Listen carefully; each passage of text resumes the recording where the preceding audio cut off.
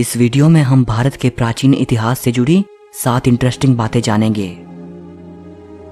Number 1, archaeological evidences बताते हैं कि भारत का शहर वाराणसी दुनिया के सबसे प्राचीन बसाए गए शहरों में से एक है, जो आज भी अपने वजूद में है। इसे बनारस भी कहा जाता है और ऋग्वेद में इसे काशी कहा गया है। वैसे बनारस को कम से कम 3000 साल पुराना माना जाता है, लेकिन हिंदू मिथोलॉजी के अनुसार भगवान शिव ने 5000 साल पहले इस शहर की स्थापना की थी। और आपको जानकर हैरानी होगी कि जब 2500 साल पहले भगवान बुद्ध काशी आए थे, उस वक्त भी इसे द एंशिएंट सिटी कहा जाता था। हिंदू धर्म के 7 पवित्र स्थानों में से काशी को सबसे पवित्र माना जाता है। यहाँ तक कि जैन और बौद्ध धर्म में भी काशी एक बेहद पवित्र स्थान है।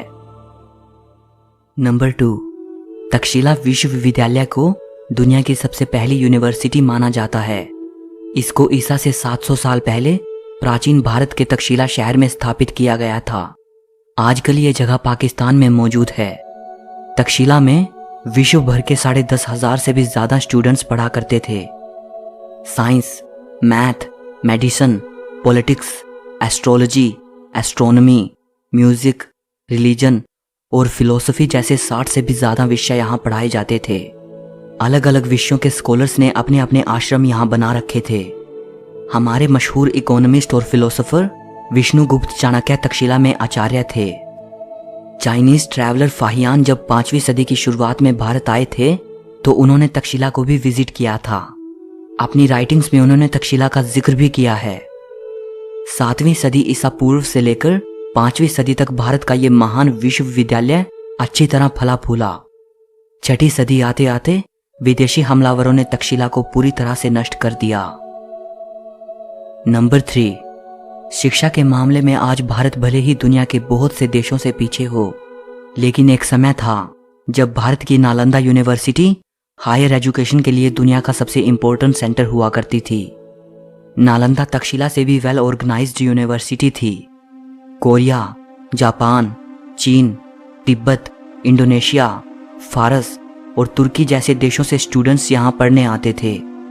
नालंदा यूनिवर्सिटी का एंट्रेंस एग्जाम बेहद मुश्किल होता था। चुनिंदा प्रतिभाशाली स्टूडेंट्स ही प्रवेश पा सकते थे।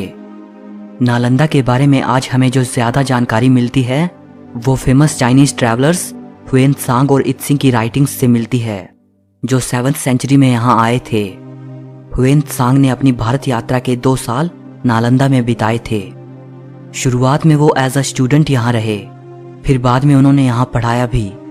हुएन त्सांग लिखते हैं कि जब वो नालंदा आए थे, उस वक्त वहाँ 10,000 स्टूडेंट्स थे और 1510 आचार्य थे। ये अनुमान लगाया जाता है कि एक समय में हमारे ग्रेट मैथमेटिशियन आर्यभट्ट नालंदा के हेड थे। नालंदा में हजारों स्टूडेंट्स और स्कॉलर्स के अध्ययन के लिए एक विशाल लाइब्रेरी थी। इस लाइब्रेरी में 3 लाख से भी ज्यादा किताबें थी। 12वीं सदी के अंत में तुर्की हमलावर बख्तियार खिलजी ने नालंदा को जलाकर पूरी तरह नष्ट कर दिया। किसी जमाने में नालंदा एक भव्य यूनिवर्सिटी हुआ करती थी। आजकल बस उसके खंडहर ही शेष बचे हैं। नंबर 4, इंडस वैली सिविलाइजेशन के जन्म से ही भारत का इतिहास शुरू हुआ माना जाता है। ये दुनिया की 3 सबसे प्राचीन सभ्यताओं में से एक थी, मेसोपोटामिया, एंशिएंट इजिप्ट और इंडस वैली सिविलाइजेशन। और अगर इसे एंशिएंट इजिप्ट और मेसोपोटामिया की सभ्यताओं से कंपेयर करें, तो इंडस वैली सबसे ज्यादा वाइड स्प्रेड सिविलाइजेशन थी। अगर इंफ्रास्ट्रक्चर और टाउन प्लानिंग की बात करें, तो इंडस वैली सिविलाइजेशन उस समय के लिए एक बेहद एडवांस्ड सभ्यता थी। सिंधु घाटी सभ्यता के बारे में यह माना जाता है कि यह सभ्यता 3300 ईसा पूर्व से लेकर 1300 ईसा पूर्व तक अस्तित्व में थी। लेकिन नई डिस्कवरीज ये बताती हैं कि यह सभ्यता कम से कम 8000 साल पुरानी हो सकती है। 1920 तक हमें इस सभ्यता के बारे में कुछ भी नहीं पता था। 1920s में जब इंडिया के आर्कियोलॉजिकल डिपार्टमेंट ने इंडस वैली में खुदाई की, तो वहां इस सभ्यता के 2 पुराने शहरों मोहेंजोदारो और हड़प्पा के अवशेष मिले थे। इसके बाद ही हमें इंडस वैली सिविलाइजेशन के बारे में पता चला। मोहेंजोदारो और हड़प्पा ये दोनों साइट्स अब पाकिस्तान में हैं। सिंधु घाटी सभ्यता के बारे में अभी तक बहुत ही कम जानकारी मिल पाई है और बहुत से प्रश्नों का जवाब मिलना अभी बाकी है। नंबर 5, जीरो का आविष्कार भारत में हुआ था।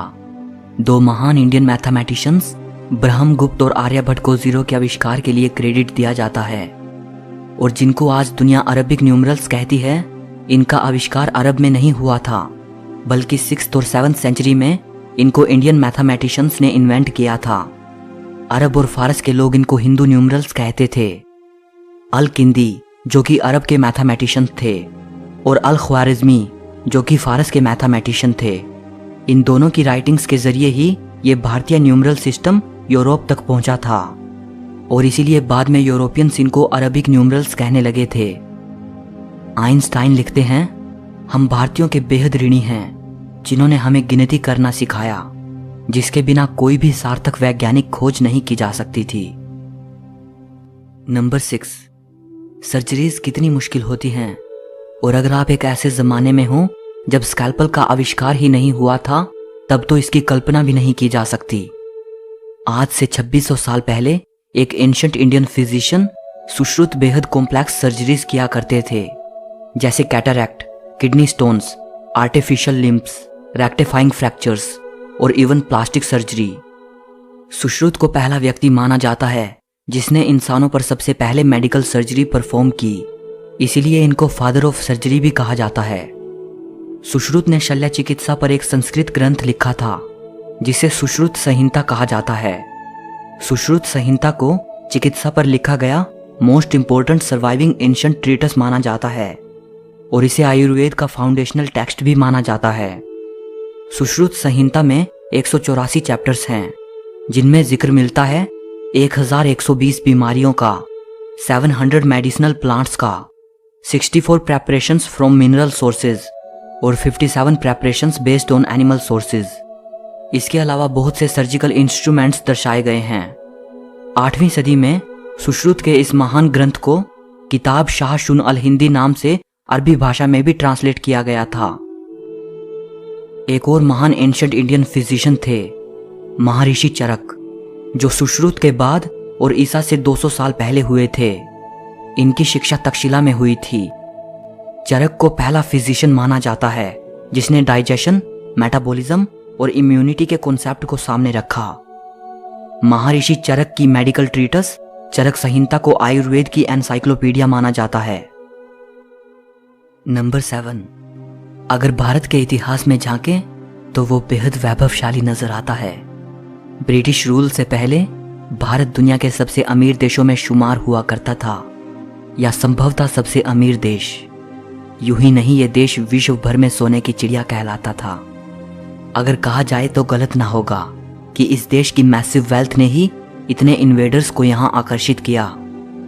हैरानी की बात है कि इस देश को खोजने की चाहत ने अमेरिका की खोज करवा दी। कोलंबस जो भारत के लिए निकला था और गलती से अमेरिका पहुंच गया, और कोलंबस के महज कुछ साल बाद ही वास्को ड गामा भारत की जमीन पर कदम रखने वाला पहला यूरोपियन बना।